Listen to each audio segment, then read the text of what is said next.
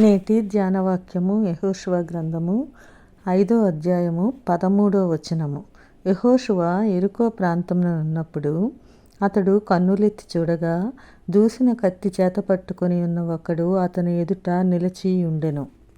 ఇది యెహోషువ కలిగిన దర్శనము. యెరికో మీదకి యుద్ధానికి వెళ్ళడానికి ముందు యెహోషువ పొందిన దర్శనము. దీనికి ముందు అరణ్యంలో ఇశ్రాయేలీయులు తిరిగిన 40 సంవత్సరాలు పూర్తిగా వస్తుంది. పాత తరం వారందరూ ఈ 40 సంవత్సరాల కాలంలో మరణించారు. మోషే తర్వాత నాయకత్వము యెహోషువ చేతికి దేవుడు అప్పగించాడు. యెహోషువ నాయకత్వంలో ఇశ్రాయేలీయులు వాగ్దాన దేశంలోనికి ప్రవేశించడానికి సిద్ధంగా ఉన్నారు. అయితే ఇలా ప్రవేశించాలి అంటే మొట్టమొదట వారు చేయవలసింది యోర్దాను నదిని దాటడం. అది 3వ అధ్యాయం 7వ వచనం నుండి ఉంటుందండి. 13వ వచనంలో సర్వలోకనాథుడగు యెహోవా నిబంధన మందసము మోయు యాజకుల అరికాళ్ళు యోర్దాను నీళ్లను ముట్టగానే యోర్దాను నీళ్లు అనగా ఎగువ నుండి పారే నీళ్లు ఆపబడి ఏకరాశిగా నిలిచును. దేవుని యొక్క అద్భుతాన్ని అక్కడ ఇశ్రాయేలీయులు చూశారు. ఈ అద్భుతం ద్వారా ఇశ్రాయేలీయులు యెహోషువ నాయకత్వాన్ని బలపరిచారు.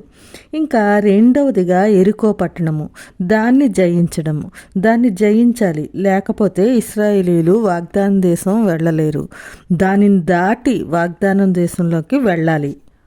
అప్పటికి యెరికో ఎలా ఉంది అంటే, యెరికో పట్టణ దూరము ఇశ్రాయేలీయులు భయం చేత ఎవడునూ వెలుపలికి పోకుండా లోపలికి రాకుండా గట్టిగా మూసివేయబడి ఉంది. మరి దాన్ని జయించాలి. దాన్ని జయించడానికి ఏం చేయాలి అన్నది యెహోషువకు తెలీదు. పూర్తిగా దేవుని మీద ఆధారపడాలి. యుద్ధానికి ఎలా సన్నద్ధపడాలి, ఎలాంటి వ్యూహాలు రచించాలి, ఎలా ముందుకు సాగాలి అన్నది యెహోషువ ముందున్న బాధ్యత. ఆ బాధ్యతను ఎలా సమర్థవంతంగా ఎదుర్కోవాలి, దానికోసం ఏం చేయాలి, ఇవన్నీ ఆలోచిస్తే యెహోషువకు చాలా భయంగానే ఉంటుంది. ఈ విషయంలో అతడు చాలా ఒత్తిడికి లోనయ్యాడని మనం చెప్పుకోవచ్చు. పస్కా అయిపోయిన తర్వాత ఆ సాయంకాలంన ఇంకా యెరికోను జయించాలి, ఏం చేస్తే జయించగలం, ఇదే ఆలోచన. ఈ ఆలోచనతోనే ఆయన యెరికో ప్రాంతంలో ఉన్నప్పుడు అసలు తన దగ్గర ఉన్న సామగ్రి, సైన్యం కూడా శత్రు సైన్యంతో పోలిస్తే చాలా తక్కువ. ఆ పట్టణ గోడలు ఎంతో దుర్భేద్యమైనవి. అతనికి తన నాయకత్వంలో ఈ యెరికో గోడలు బద్దలు కొట్టి దాన్ని జయించడము ఎలాగో అంతు చిక్కడం లేదు.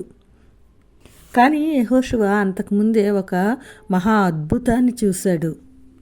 అంతేకాదు, యెహోషువ నాయకుడిగా ఎన్నుకున్నప్పుడు దేవుడు కూడా అభయం ఇచ్చాడు.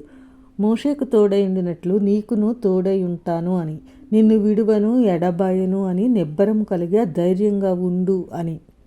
కానీ అవేవి అతని మనస్సును స్థిమితపరచలేకపోతున్నాయి. అలాంటి పరిస్థితుల్లోనే అతనికి ఎదురుగా ఒక వ్యక్తి కనిపించాడు. తన ముందే ఎదురుగా నిల్చొని ఉన్నాడు. ఎలా? దూసిన కత్తి చేత పట్టుకొని. అతను కత్తి చేత పట్టుకుని ఉన్నాడు కాబట్టి ఖచ్చితంగా యుద్ధ వీరుడే అని మనం అనుకోవచ్చు.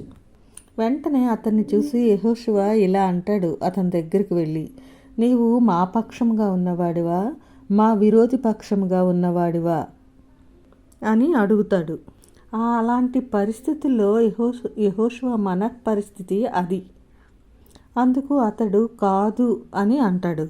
ఇంకా యెహోషువకు కలిగిన ఈ దర్శనము, దాని ద్వారా యెహోషువ ఏం తెలుసుకోగలిగాడు అన్నది మరలా మనం రేపటి దినాన్ని తెలుసుకుందామండి. అంతవరకు దేవుని కృప మనకు తోడై ఉండునుగాక.